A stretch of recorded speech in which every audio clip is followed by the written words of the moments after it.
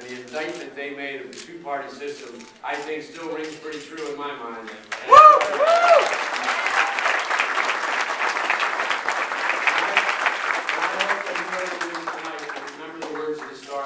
Take those words to heart, because we do have problems in this state and they do need to be addressed.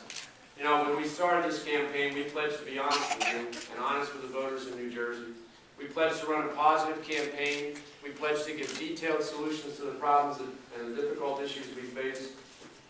We pledged to spell out specific policies that would make New Jersey more competitive, would be more affordable for its residents and its businesses. And you know what? I believe we delivered on those promises.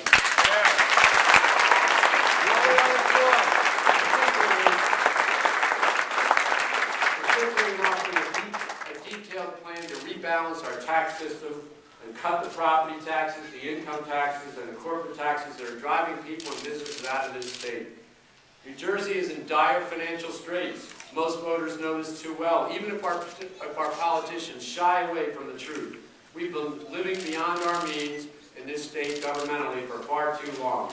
We have to rein in spending, a step that requires public employees and government officials to make the tough decisions that can no longer be avoided, particularly with regard to the health care and pension benefits of our public employees, who ought to have the kinds of protections necessary and not have their pensions raided, not have people get into the system that don't belong in the system, but who also should have a system that is more in line with the private sector. We need to work together to fashion a plan.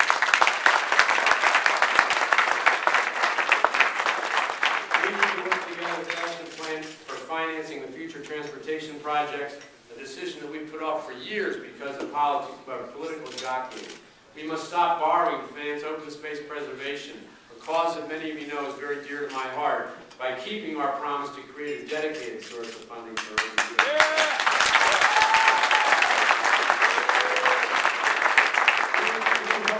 We hope that the power of ideas would trump the power of money in elections, but sadly in New Jersey, tonight that's still not the case. Nevertheless, after spending months on the campaign trail and talking to thousands of our fellow citizens, we know that they're not satisfied with the status quo. They hunger for change, and they know they won't get it unless there's radical reform in our political system. Government is not the problem. I still believe, standing before you tonight, our two-party system is what the problem is.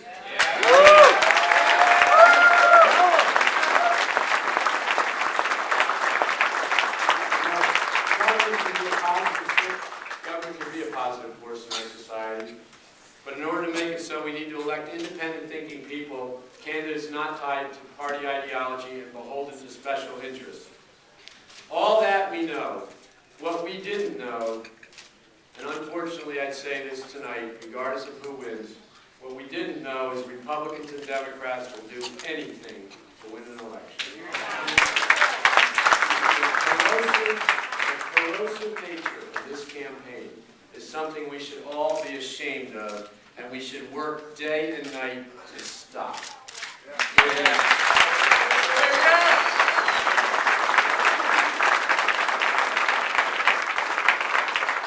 Voters don't like it, and independents really don't like it.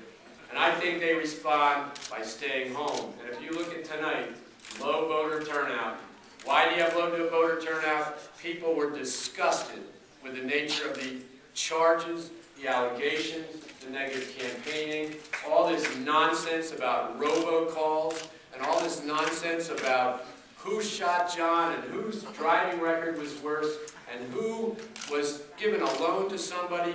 Nobody cares. We've got to stop that. We've got to stop it in New Jersey, and we have to stop it nationally, because in the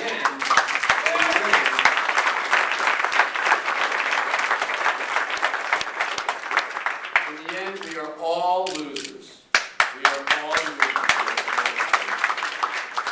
Poll-driven politics and campaigns that have no substance are not what democracy is all about. In the books that I read, in everything I learned growing up as a kid and as an adult. So when we look back on this campaign, we got to all hold our heads high, because we stood tall Every one of us. It wasn't just about me. It wasn't about Frank and my kids and my wife and Sherry Esposito.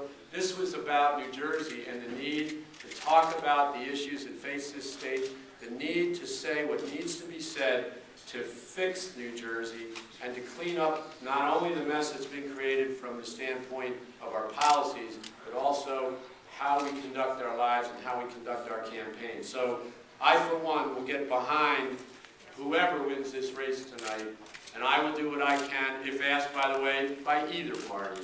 Not just, this was no conspiracy with me and John Corzine. The idea that there was some conspiracy to somehow shape this election that I took part in was sheer nonsense. And everybody that knows me and has ever worked with me knows that.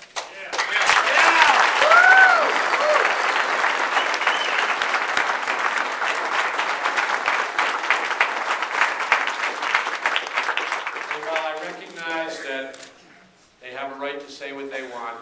We need to get our handle on shock jock radio. I don't know about you, but anybody who can just take a radio station and use it to say anything they want about anybody that's there with no basis in fact, with no understanding of what is behind the statements that were made, and who can just rail for hour after hour against whoever it is. I was maybe the victim this time and the target. But others have been the target, not only in New Jersey, but elsewhere in this country. It's ugly, it's not good, and it suppresses the votes. It does not help democracy. So we need to end that.